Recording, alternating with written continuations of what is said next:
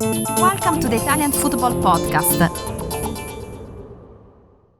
All right. Well, we have to go to your man, Nima. So I'm sure somebody that you are going to assert did not show up, and I think anybody with a set of working eyes would assert did not show up. Samir Handanovic.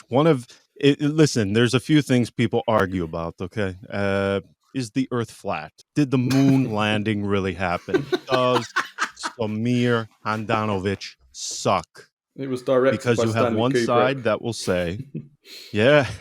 Well, you have one side that says, well, look at the clean sheets, look at everything he's won, and then you have the other side. They will just show last night or what happened in the derby on loop, and it's just this clash of, I won't say titans because I think everybody loses in this argument, but oof.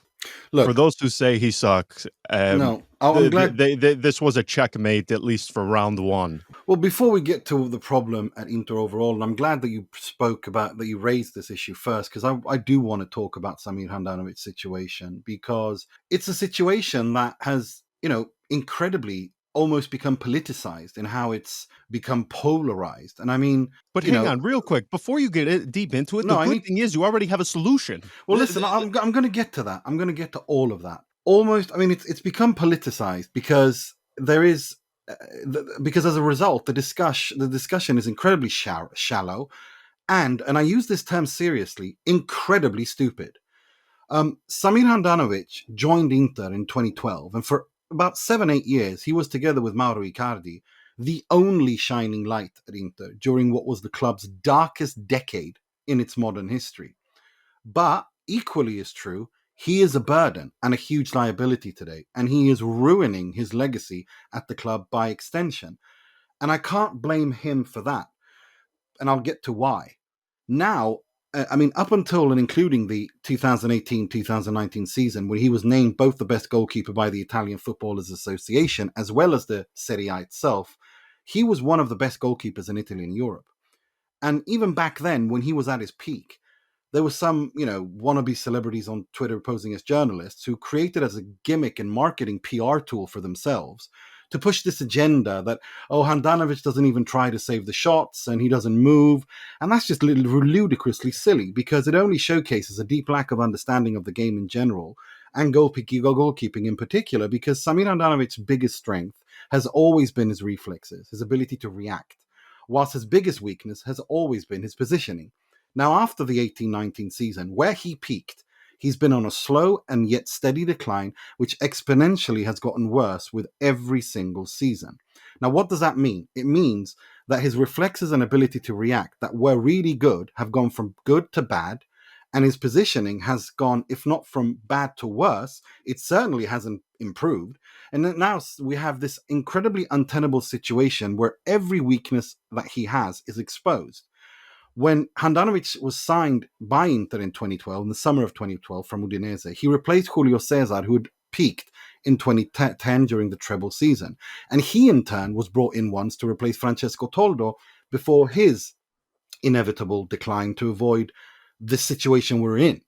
So therefore, this notion that Handanovic has always been mediocre by measuring him at the twilight of his career now and ignoring what he actually has achieved at the highest level, which he consistently played at for about 5 to 7 years, is frankly at best unnecessarily reactionary. And maybe at worst, it's dishonest and populist, and it's just aimed to get interactions on social media. Because look, the same situation is now being repeated with Stefan de Vrij. He peaked during Antonio Conte's first season when he was named Serie A's best defender, 2019-2020. The following season, when Inter won the Scudetto, you saw signs of a slow decline. And last season, when this podcast was still behind a paywall, those of you who were patrons and listened will remember that I warned that this could be another Handanovic situation. And now I don't think we can deny that this is the case. Because for a defender, it's highly unusual for someone like at De Vrij's age. He only turned 30 last February. And it's usually at this age when defenders peak. Now, I'm not entirely comfortable or convinced to say that it's a mental thing or if it's a genuine physical decline that's causing it. But it's been going on long enough. He's never been quick, though, De Vrij. No, but listen, that's the weird thing. but it's been going on long enough so that we can't turn a blind eye to the fact that whatever it is, just like Handanovic, it's not a matter of being out of form. And I think his Father Time is undefeated. So with Handanovic and de Vrij, with the Handanovic thing, I don't blame him for any of the goals as such on against Milan on Saturday. But the difference is exactly what you said, Carlo. Mike Maignan makes those saves. Samir Handanovic is no longer able to make those saves.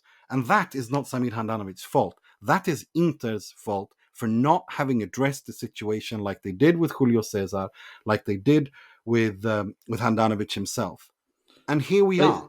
But like John said, there is the answer is on the bench, and his name is Andre Onana, and they have to integrate him into the starting lineup immediately. We cannot keep watching this. And the problem is, though, just like you said, Carlo, with Mike Maignan and France, Hugo Lloris is the captain of the French national team. Samir Handanovic is the captain of Inter. So it's just a giant shitstorm that Inter have created, and they're repeating with Stefan de Vrij. Listen to the full show and all other episodes by going to patreon.com/TIFP and become a member for only $2.99 per month.